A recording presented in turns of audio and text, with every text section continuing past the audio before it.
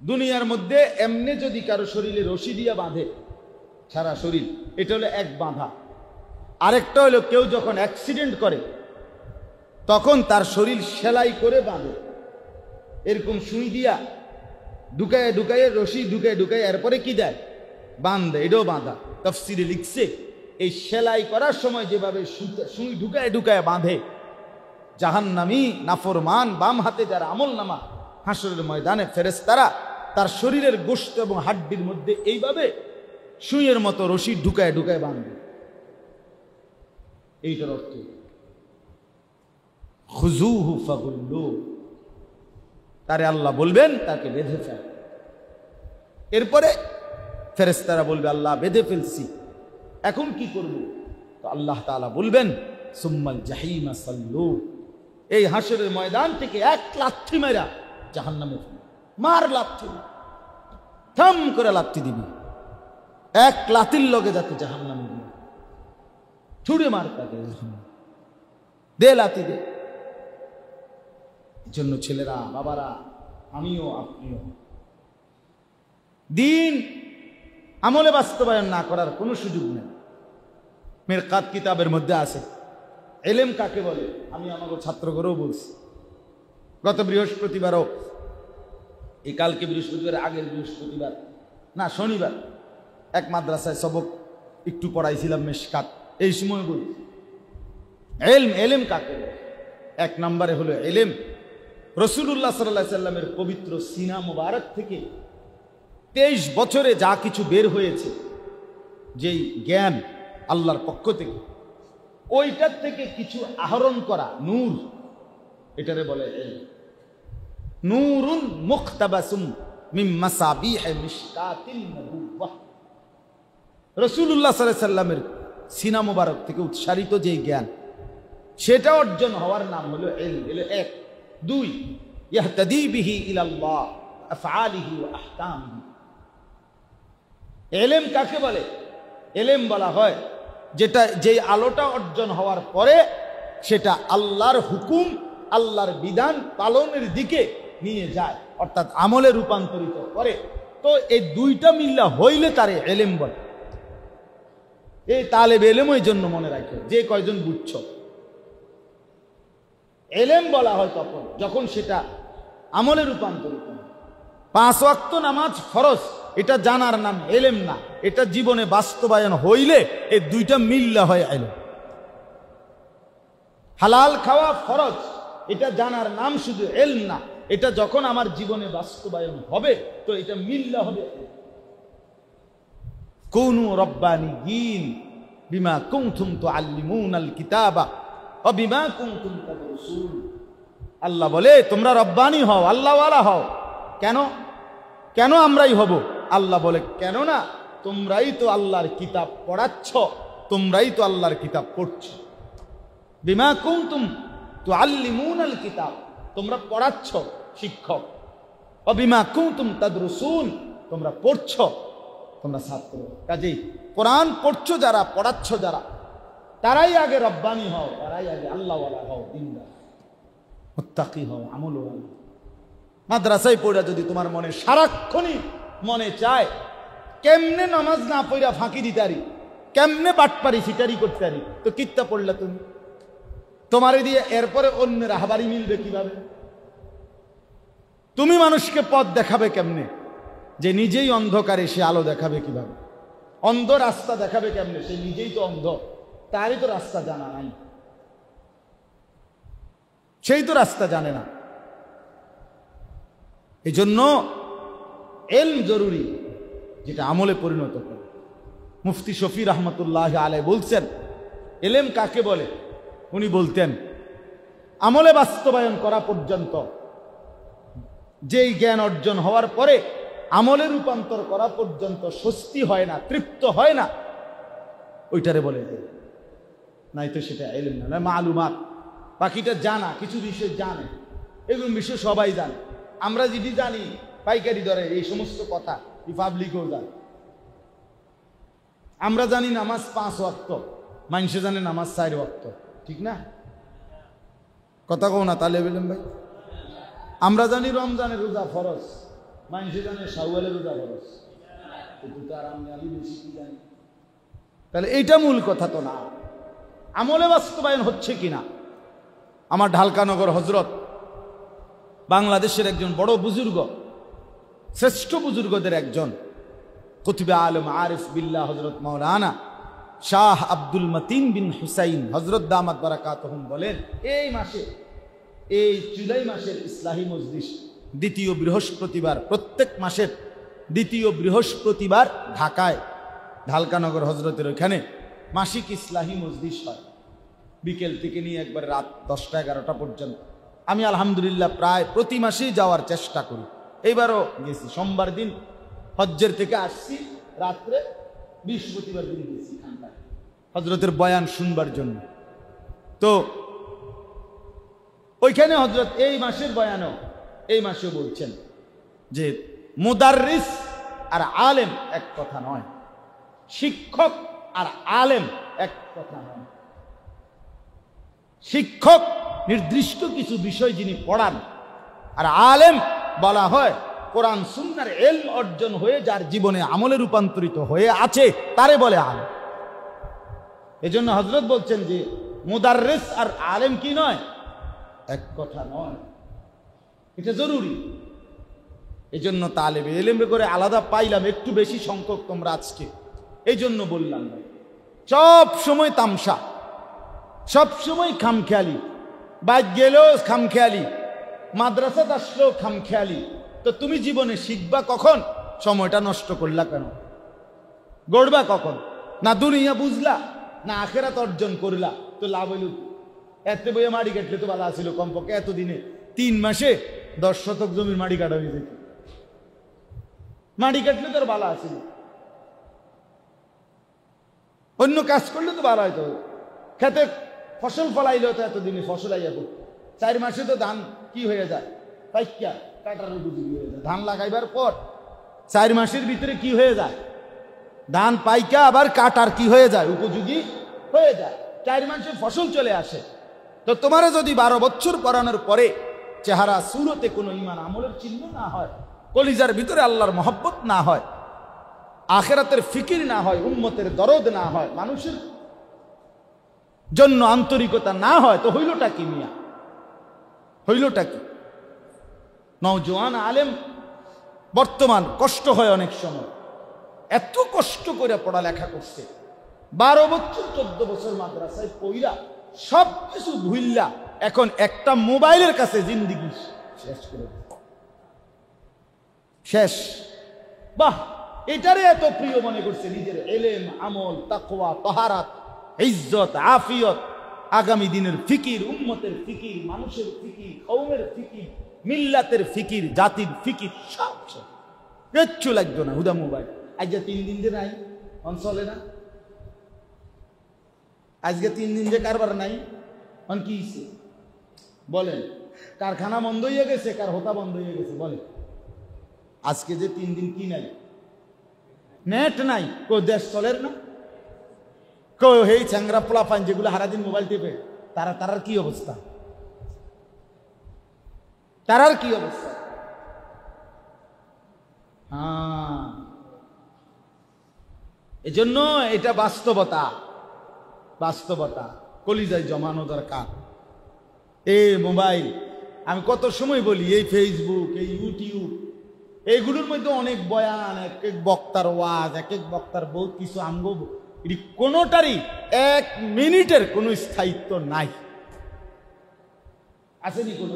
মনে করেন আমার লাখ লাখ ওয়াজ আছে মোবাইল, এখন কই, এখন দেখবো কি দিয়া? এই জন্য কলিজার মধ্যে যেটা, কাগজের পাতায় যেটা, ওটার স্থায়িত্ব আছে, ওইটার কি আছে, স্থায়িত্ব। এই জন্য আমরা প্রত্যেকে ইনশাআল্লাহ এটা দরকার, আমাদের ফিকির করা চাই। আমরা আখিরাতকে ভুললে চলবে না, আমরা পরকালকে ভুললে চলবে না। হাসরের মাঠ তামাশা না বাস। মুরব্বী আপনাদেরকেও বলি, আমাকেও বলি, হাসরের মাঠ বড় ভয়ানক, জাহান্নামের আযাব বড় ভয়ানক। কোরআন শরীফে আছে, ইন্নাল মুজরিমিনা ফি আযাবি জাহান্নামা খালিদুন। আল্লাহ বলে পাপীরা জাহান্নামের আযাবে থাকবে চিরস্থায়ী। লা ইউফাত্তারু আনহুম, জাহান্নামী লক্ষ কোটিবার আল্লাহকে বলবে, আল্লাহ এই জাহান্নামের আগুন থেকে একটু বিরতি দেন, একটু বিশ্রাম দেন, আমি আর পারছি না মাওলা, এত আগুন আমি আর কোনোভাবে সইতে পারছি না। আয় আল্লাহ, কুল্লামা নাদিজাত জুলুদুহুম বাদদালনাহুম জুলুদান গায়রাহা। কোরআনে আল্লাহ বলছে, নাফরমান জাহান্নামের আগুনে তোমার শরীর প্রতি সেকেন্ডে জ্বলে পুড়ে ছাই হবে, আবার নতুন করে সাথে সাথে চামড়া আবার নতুন হবে, আবার চামড়া ঘষবে জ্বলবে, আবার নতুন হবে, আবার হবে, এভাবেই চলবে অনন্তকাল। হ্যাঁ, জাহান্নামী বারবার জাহান্নামের পারে আসতে চাইবে। আল্লাহ তাআলা বলেন, উঈদু ফিহা, ফেরেশতা আবার লাথি দিয়া ধাক্কা দিয়া জাহান্নামের মাঝখানেই ফেলে দিবে। কিন্তু কোরআনের বর্ণনা মাঝে মাঝে বারবার পড়া উচিত, আখিরাতের বর্ণনা বারবার পড়া উচিত। আখিরাত মুমিনের পুঁজি, আখিরাত মুমিনের পুঁজি। দুনিয়া তো দেখা যায়, খুব সহজে বোঝা যায়, আখিরাত দেখা যায় না, এজন্য বুঝতে কঠিন হয়। কিন্তু এরপরেও আল্লাহ তাআলা বলছেন বিশ্বাস করতেই হবে, বিশ্বাস না করে উপায় নেই। তো জাহান্নামী বলবে, আল্লাহ একটু বিশ্রাম দেন, বিরাম দেন। লা ইউফাত্তারু আনহুম, আল্লাহ বলেন এক সেকেন্ডের জন্য জাহান্নামের আযাব বিরতি দেওয়া হবে না, বিরতি দেওয়া হবে না।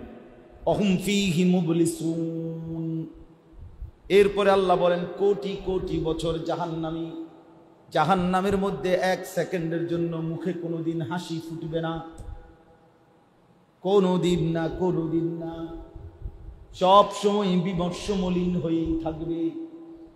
ওমা যালামনাহুম ওয়ালাকিন কানু হুমুজ যালিমিন। জাহান্নামীর ভীষণ বিকট চিৎকারে আল্লাহ বলবেন, বান্দা আমি তো তোমার উপরে জুলুম করি নাই, তুমি নিজেই জুলুম করেছ। আওয়ালাম নুআম্মিরুকুম মা ইয়াতাযাক্কারু ফীহি মান তাযাক্কারা। অন্য আয়াতে আল্লাহ বলেন, বান্দা মনে করে দেখো দেখি, যেটুকু আমল আমি দিয়েছিলাম, যেটুকু বিধান আমি দিয়েছিলাম, তা পালন করবার জন্য যত উপযুক্ত হায়াত তত দিয়েছিলাম।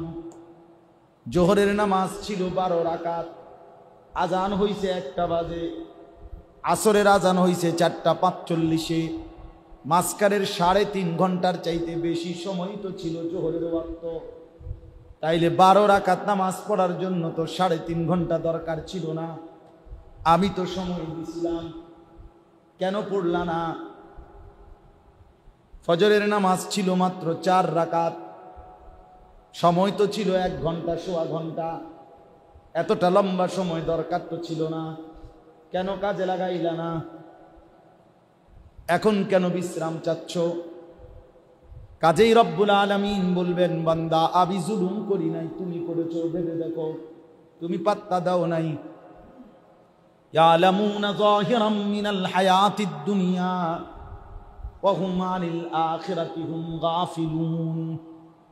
আল্লাহ বলে, দুনিয়ার জীবন তো খুব বুঝলা, আখিরাতের ব্যাপারে একদম গাফিল হয়ে গেলা। ওয়া হুম আনিল আখিরাতি হুম গাফিলুন, আখিরাতের ব্যাপারে তো বান্দা গাফিল। দুনিয়া তো সবই বুঝো, আখিরাত কিছুই বুঝো না। ইকতারাবা লিন-নাসি হিসাবুহুম ওয়া হুম ফি গাফলাতিন মুরিদুন। আল্লাহ বলে, বান্দা মানুষগুলোর আখিরাতের সময় তো কাছায় গেল, অথচ তারা তো এখনো গাফিল হয়েই পড়ে রইল। 60 বছর এখনো বিড়ি খায়, কি প্লাস্টিক, কি মুসলমান? 60 বছরও যার মনে পড়ে নাই আখিরাত, 60 বছর বয়সেও চা দোকানে টেলিভিশন দেখে, ঘরের মধ্যে বসে বসে রঙিন নাচ গান দেখে। হায় মুসলমান, এতটা আত্মভোলা হইল কেমনে? আলাম ইয়ানি লিল্লাযীনা আমানু আন তাখশা কুলুবুহুম লিযিকরিল্লাহ। আল্লাহ ডেকে বলেছেন, মুমিন আমি আল্লাহর ভয়ে তোমার দিল নরম হওয়ার, আমার জিকির আমার স্মরণ করবার জন্য তোমার মনটা নরম হওয়ার সময় আজও কি হয়নি? আলাম ইয়ানি, অর্থাৎ আজও কি সময় হয়নি? এখনো কি মুমিন সময় হয় নাই? এত লম্বা হায়াত, এত রাত, এত দিন। হুয়াল্লাযী জাআলাল লাইলা ওয়ান নাহারা খিলফাতাল লিমান আরাদা আন ইয়াযাক্কারা আও আরাদা শুকুরা। আল্লাহ বলে আমি রাত বানাই, দিন বানাই পর্যায়ক্রমে। কেন বানাই? যারা আমার গোলামি, স্মরণ, জিকির, বন্দিগি করতে চায় তাদের জন্য। আও আরাদা শুকুরা, আমি আল্লাহর কৃতজ্ঞতার শুকর আদায় করতে চাই তাদের জন্য। তাহলে কোন নাফরমান, বাটপার, সিটার, সুদখোর, ঘুষখোর, কোন হারামখোর, জেনাখোর, ব্যভিচারী, এই সমস্ত নাফরমানের জন্য রাত আসে না, দিন আসে না। বরং আল্লাহর গোলামি আর সেজদা, কোরআনের তিলাওয়াত আর বন্দিগি, হালাল হারামের পার্থক্য মেনে চলে যারা, তাদের জন্যই রাত আসে, দিন আসে, সময় বদলায়। আল্লাহ যেন বলে আমি যদি রাত না আনি, আমি যদি রাত্রি গভীর না বানাই, আমার বান্দা তাহাজ্জুদ পড়বে কেমনে? আমি যদি সকাল না আনি, ফজর পড়বে কেমনে? আমি যদি দুপুরের আলো না আনি, জোহর পড়বে কেমনে? আমি যদি বিকেল না বানাই, আসর পড়বে কেমনে? আমি যদি সূর্য না ডুবাই, মাগরিব পড়বে কেমনে? আমি যদি রাত না আনি, এশা পড়বে কেমনে? এই জন্য আমি আল্লাহ তাআলা রাত্র দিন বানাই। অতএব এটা বুঝা দরকার, সবাই বুঝা দরকার, আমিও আপনিও। আল্লাহ তাআলা আমাদেরকে আখিরাতের প্রস্তুতির জন্য বানাইছিলেন। আমরা আখিরাত ভুলে গেছি, আমরা টোটালি ভুলে গেছি, নিজেকে খুব চালাক মনে করি আমরা সবাই। সবাই দুনিয়া আমাদের কলিজার মধ্যে পুরাটা জায়গা দখল করে ফেলে। দুনিয়া বাদ দিতে কেউ বলে নাই, কিন্তু দুনিয়া কলিজার ভিতরে একদম বসাইয়া ফেলার অনুমতি নাই। কোরআনে আল্লাহ বলছে ওয়ালা তানসা নাসিবাকা মিনাদ দুনিয়া, বান্দা দুনিয়ার প্রয়োজন যে তোমার আছে সেটা ভুলে যেও না। স্ত্রী, সন্তান, বাজার, ব্যবসা, চাকরি, ক্ষেত খামার, আহার নিদ্রা সবই ঠিক আছে, কিন্তু আল্লাহকে ভুলে যেও না, আখিরাত ভুলে যেও না, কবর ভুলে যেও না। এটা না আল্লাহ বলছে। আল্লাহ দোয়া তো শিখাইছে, রব্বানা আতিনা ফিদ দুনিয়া হাসানা ওয়া ফিল আখিরাতি হাসানা ওয়া কিনা আযাবান নার। এভাবে বলো, আল্লাহ দুনিয়ায় যা ভালো উত্তম তাই দেন, আখিরাতেও যা ভালো উত্তম তাই দেন। আল্লাহ বলছে দুনিয়া বলো, মানা নাই, আখিরাত সাথে বলো। কিন্তু আল্লাহ কোরআনে এই আয়াতের আগের আয়াতে আছে, আল্লাহ বলেন অধিকাংশ মানুষের কথা হইল রব্বানা আতিনা ফিদ দুনিয়া হাসানা ওয়া মা লাহু ফিল আখিরাতি মিন খালাক। আল্লাহ বলে অধিকাংশ মানুষের কথা হলো, আল্লাহ দুনিয়ায় আমারে যা যা উত্তম আমি জিডি জিডি কইতে আছি আপনি এগুলো দেন, আমার 3 নম্বর ফুলাগারও বিদেশ পাঠাইয়া দেন, মাইয়াগারও বালা পয়সাওয়ালা জামাই চাইয়া দিয়া দেন, বিল্ডিং কাম করতে চাইতেছি, বড় একটা বিল্ডিং দেন, জমি এই সাইডের সব দিয়ে আমি কিনতে চাই, আল্লাহ আমারে আপনি তৌফিক দেন, বাজারে এক কিনার সবটা কিনা লাইতে চাই, আমারে আল্লাহ তৌফিক দেন, আমার ভাতের থালা যেন ভাত 1 লগে 10 কেজি ভাত আমি একসাথে খাইতে পারি, আল্লাহ এমন তৌফিক দেন। আল্লাহু আকবার। মানে দুনিয়া সবটা যদি এই রাক্ষসের পেটে দিয়া দেওয়া যাইতো, তারপরও সে কইতো আল্লাহ আরেকটা দুনিয়া দেন, আরেকটা কি দেন, দুনিয়া দেন। বুঝেন না? এত কিছু রানছে আর বড় হবে ওদের ডাইল করলে না, বর্তা জাতীয় কিছু নাই। হ্যাঁ, 2 আইটেমের নি শাক। হা হা, দুনিয়া দুনিয়া। এরপরে সব একত্রে খেয়ে পেট ভইরা 2-4 ঘন্টা পরে বাথরুমে জমা দিয়া সমাস সমাস আয় ব্যয় সমাস আয় ব্যয় কি দুনিয়া দুনিয়াতেই রয়ে গেল।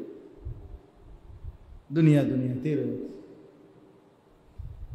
হায়, এজন্য আমরা আল্লাহ তাআলা বলছেন, ওমা মিন দাব্বাতিন ফিল আরদি ইল্লা আলাল্লাহি রিজকুহা, এই জমিনের মধ্যে যা কিছু বিচরণ করছে আমি প্রত্যেককে হালাল, আমি আল্লাহ নির্ধারিত রিজিক আমি দেবই দেব।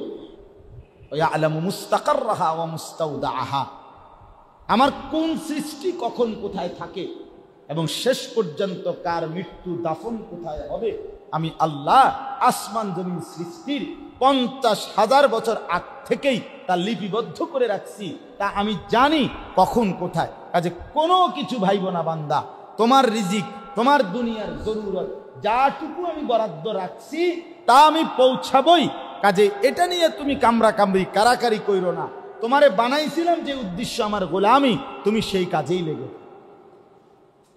তুমি দুনিয়ার তো নিয়ম, দুনিয়ার কর্মচারী অফিসে প্রতিদিন কাজ করে, সে মাস পূর্ণ হইলে সে তার বেতন বুঝে নেয়। সে প্রতিদিন একথা জিজ্ঞেস করে না যে আমি যে আজকে কাজ করলাম আমার কোম্পানির টাকা আসেনি, আমি আগে সাইয়া লই, নইলে কাম করতাম না। না, সে বুঝে যে সেটা চিন্তা করবে কোম্পানি, আমার কর্ম করা দরকার, আমি করে যাই।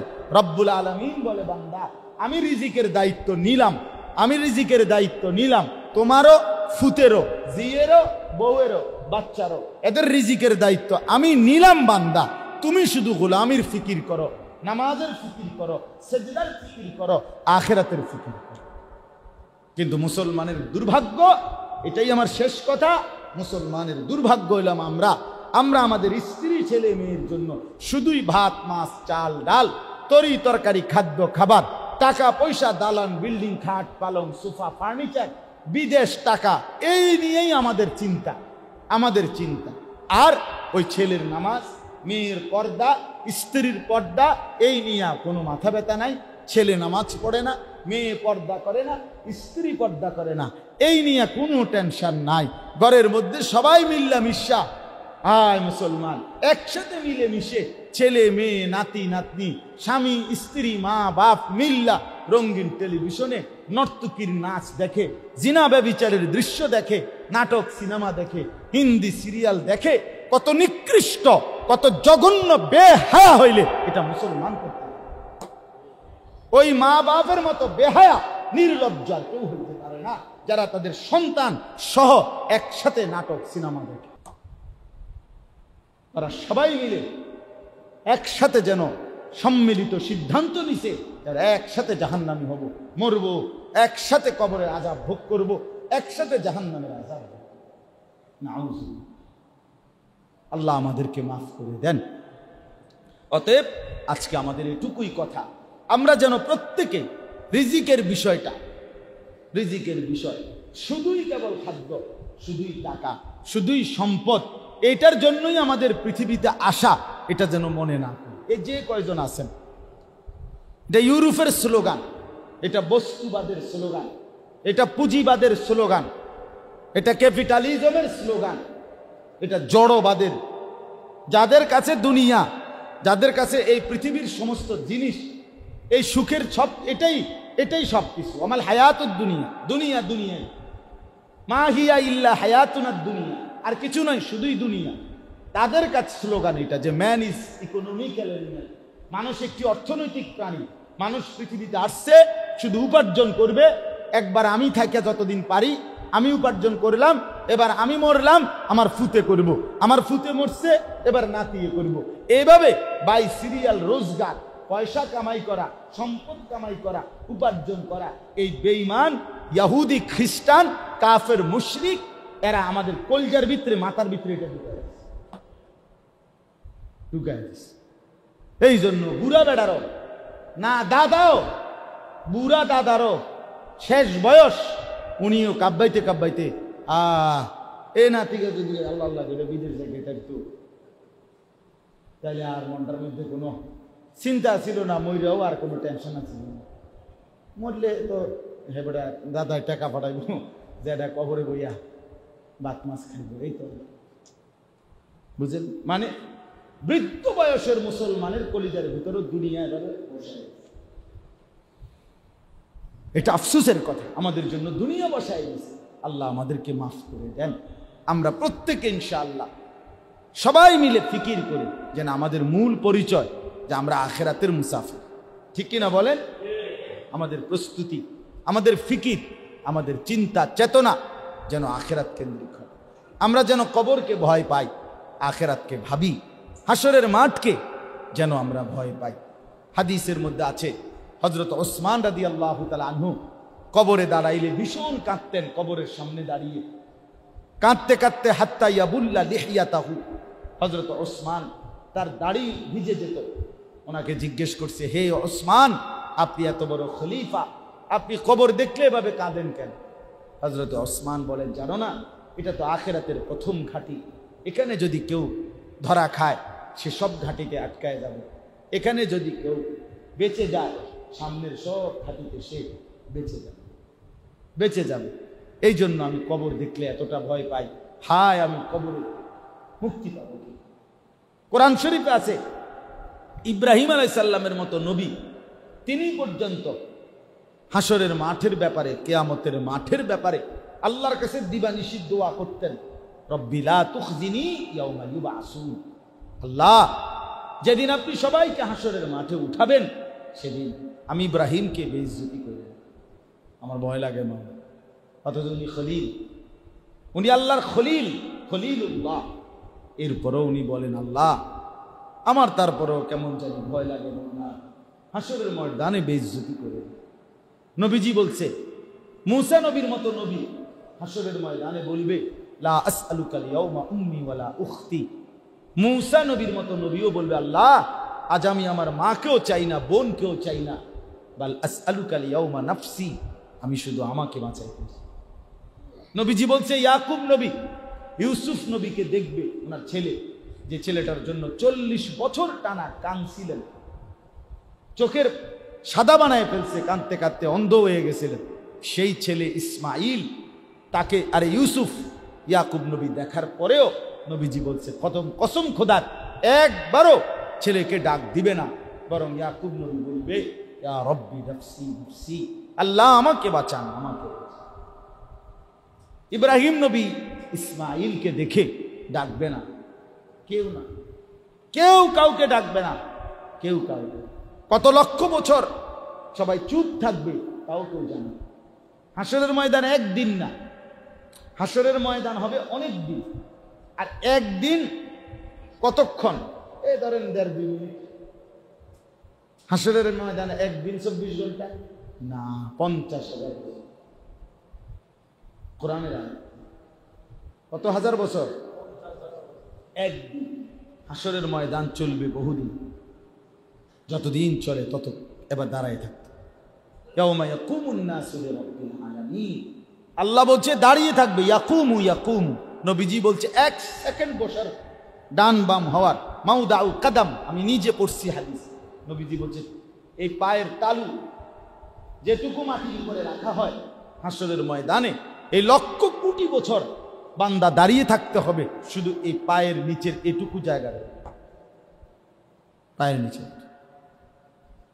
হ্যাঁ, এক মানুষ মনে করেন বৃহস্পতিবার রাত্রে